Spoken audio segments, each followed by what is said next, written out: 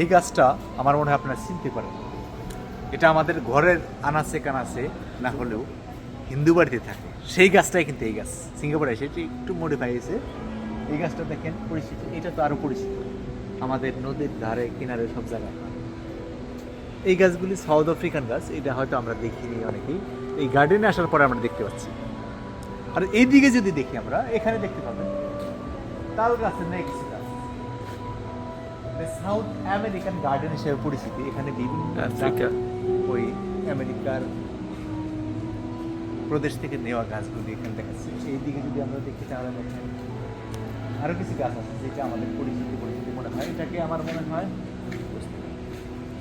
জলপাই, olive Grove মানে জলপাই গাছ মনে হয়। আমি জলপাই গাছ জীবনে দেখি নাই, সিঙ্গাপুরে এই গার্ডেনে আসার পরে এই জলপাই গাছগুলি আমি দেখতেছি। এইদিকে যদি আমরা দেখি তাহলে এটা কিন্তু আমাদের ছোট সময় যে জল্লি খেলতাম মনে আছে কিনা আপনাদের যদি সহজভাবে বলি, এই জল্লই খেলার এই এই এই এজল গাছের মতো দেখা যায়, বড় আকারে ডালপালা ছড়ায় সুন্দর করে রয়েছে। যদি আপনার জানা থাকে কমেন্টসে জানাবেন এই গাছটা আসলে আপনার লোকাল ল্যাঙ্গুয়েজে কি গাছ বলে। এই গাছটা আমার মনে হয় আপনারা চিনতে পারেন।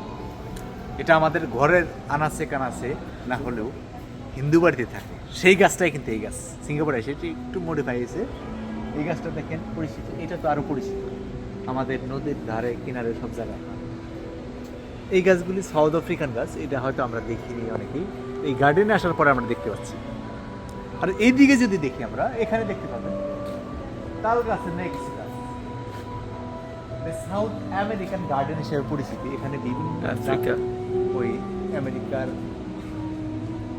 প্রদেশ থেকে নেওয়া গাছগুলি এখানে দেখাচ্ছে। এই দিকে যদি আমরা দেখি তাহলে দেখেন আরো কিছু গাছ আছে যেটা আমাদের পরিচিতি মনে হয়। এটাকে আমার মনে হয়